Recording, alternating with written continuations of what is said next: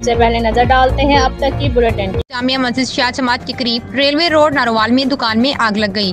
Rescue ने तकरीबन 3 घंटे की फायर फाइटिंग और कूलिंग के बाद आग पर काबू पा लिया। जामिया मस्जिद शाह जमात के पास रेलवे रोड नारोवाल में रुई, बान और सुतर की दुकान में आग लग गई।